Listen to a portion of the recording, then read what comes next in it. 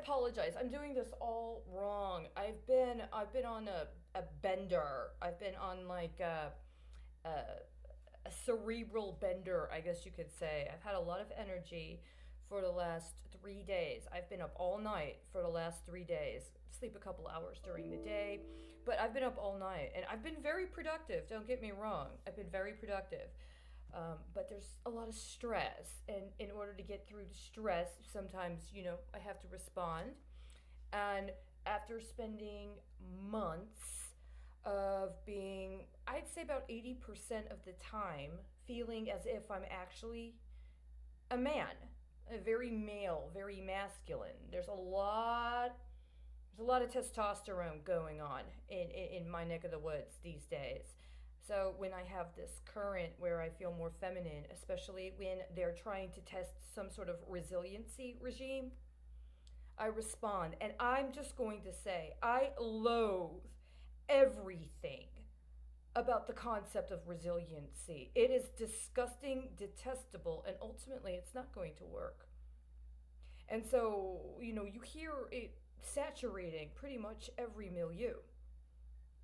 My understanding is resiliency started out with people that addressed matters of sexual and domestic violence.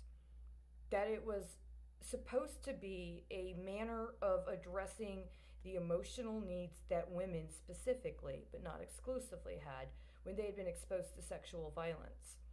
This understanding that emotionally, even if you are traumatized, that you have a certain kind of power or strength in being able to endure.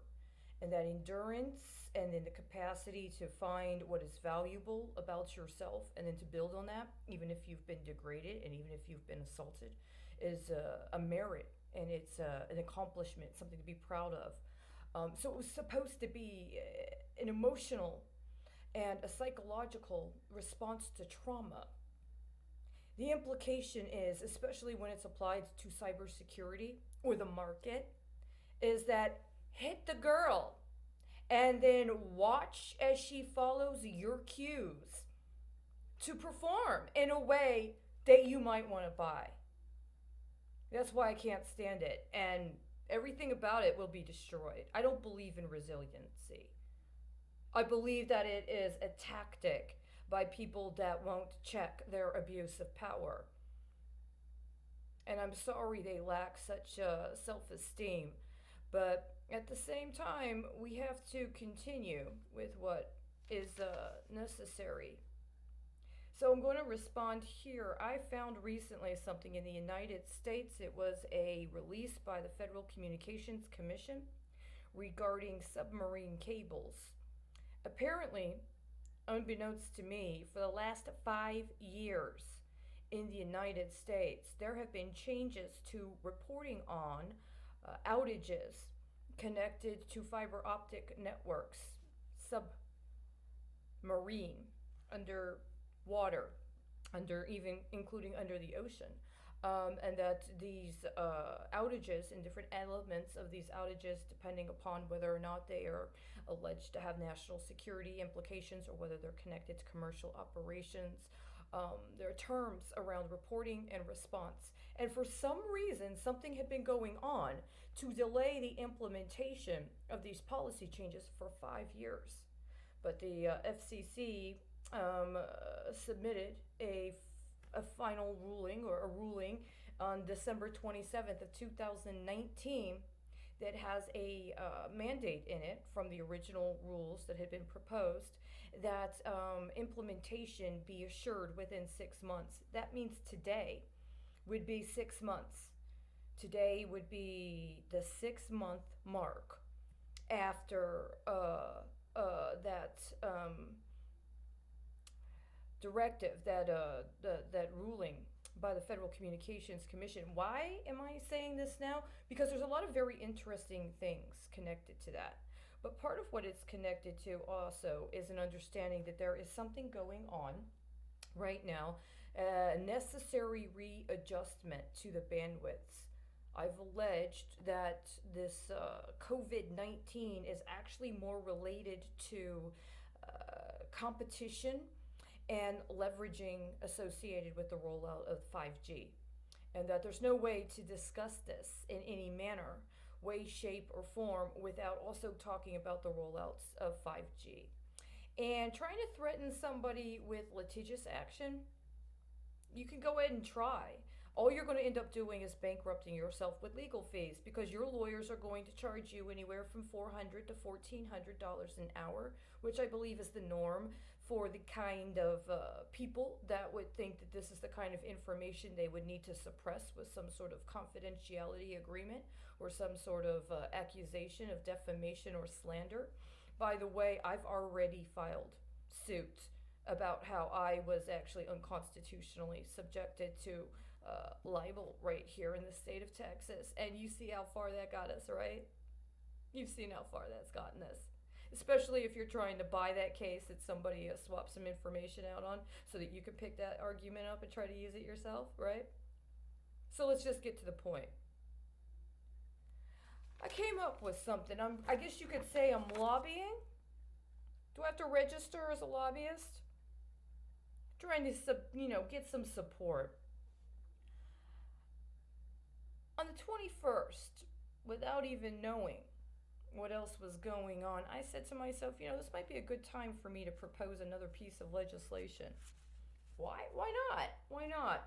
I call it the Terroristic Trading Activities Prevention Act. I'm really into prevention. I think that even in the course of a calamity, we can still focus on prevention. If nothing else, we're trying to prevent an escalation to a higher risk level, right? To a more dangerous situation. It's part of what I believe some people would call readiness, is understanding you don't just give in and go with the flow. If the boy tries to punch you, you can, there are things you can do besides take the punch and then laugh and say, oh no, it's okay. Do I look cute? Do I look cute? Do I look cuter? Yeah. It's called the Terroristic Trading Activities Prevention Act. And one of the things I think is necessary is that if you're in the course of having to deal with an act of wire fraud, rather than killing the person that you're trying to launder to shut them up so that you can hopefully switch the bandwidth quick enough to complete the transaction, you should actually have a way to be able to identify and disaggregate the transactional stream so that you can separate out what the illicit transaction is and then have various points that will be tracking it to identify the source and shut them down without preventing other people from getting the necessary resources that they need. This technology exists. The only reason it hasn't been applied appropriately is because of priorities and because we have allowed a trillions of dollars of derivatives markets that are mostly, I understand now, overwhelming majority of what we consider and allow to be represented as derivatives in the course of whatever we consider to be legitimate finance are actually 100% illegal. And I just found the Attorney General opinion discussing persons as incorporated and not incorporated. So you can't even try to come up with some semantic argument about personhood to justify engaging people in derivative actions against the law without their informed consent, without acknowledging the terms of the derivative action, and without giving them a time frame for which they can prepare to engage that derivative action. And for that reason, we need to go through a process very quickly, domestically and globally, where we get over making excuses for so much of our commerce, or what we allow to be represented as commerce, to be derivated to the point where we literally will use biological weapons on people in order to get them into a medical setting, to set up billings and medical records with the understanding that we've already staggered our economy to create markets for that anonymized data 7-10 years down the road to be sold to somebody else overseas, right? That's what we're in the process of right now. Is that a lot of the original records that were put into, that were created with the onset of the Affordable Care Act have turned out. So legally, they're to be destroyed. But that data is way too valuable to just destroy, and those billings are way too valuable to just altogether forgive, right? Forgive, write off. That medical billing doesn't just go away. It doesn't just disappear. They just don't refuse to like acknowledge that it exists. They find other ways to make money off of it. And the thing is that when they take that step, and when they make it a derivative for sale somewhere else, they violated the law. Every derivative medical billing, every derivative that is made from a patient record is illegal. It's all illicit finance. Whatever they're trying to do right now with this COVID 19, concurrent to these completely staged and programmed social outbursts, it's illegal. It's all illegal. And at some point, that's going to accrue and it's going to catch up with people. So, I'm not going to give you too much more.